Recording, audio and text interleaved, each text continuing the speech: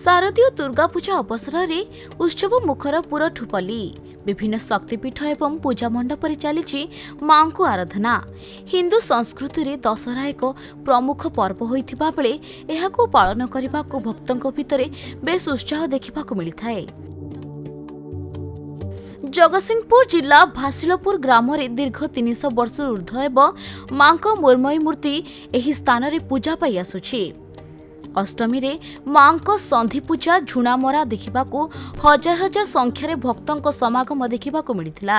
मां को निकट में भक्त माने माटीर हांडी रे छेना कदली गुड़ नड़ियार पणा भोग देइथिले। घंट ताल ढोलर ताले ताले भक्त माने झुणा मारुथिबा बेले मां को निकट में हेउथिबा आळती देखा हजार हजार संख्यार भक्तों भीड़ जमिथिला। मां को निकट में झुणा मारिले मनस्कामना पूरण हुए बोली बहु पुरातन कालरू विश्वास रही एवं व्यवहृत हेउथिबा झुणा मां को आशीर्वाद झुणा भावे भक्त माने संग्रह करिथांती।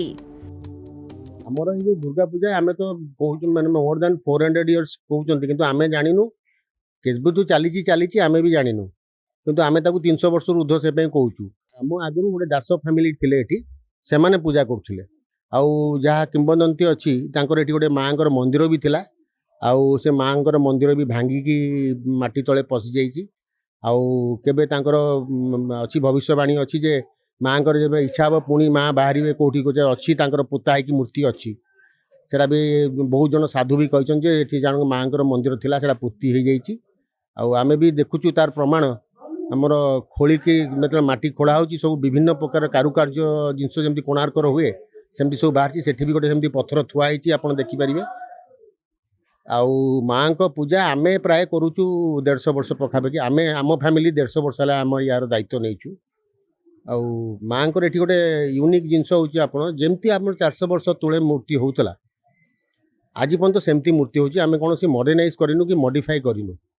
आपणकर मां आपण देखिथिबे सब जगह मां को साड़ी पिंधेलेनी सब श्रृंगार करछुंती किंतु आमर जेमती आगे माटी रे होउतला आमर देखंतु मूर्ति देखिबे आपण माटी रो आपण साड़ी के एक्चुअली तो साड़ी पिंधि नथिले मां माखला पिंधि की युद्ध करती मां स्त्री लोक कोन साड़ी पिंधि युद्ध करि परिबे माखला पिंधंती समस्ते आपण देखिबे रानी लक्ष्मीबाई समस्ते माखला पिंधि युद्ध करती आम मां भी से माखला पिंधछंती से भी माटी रो।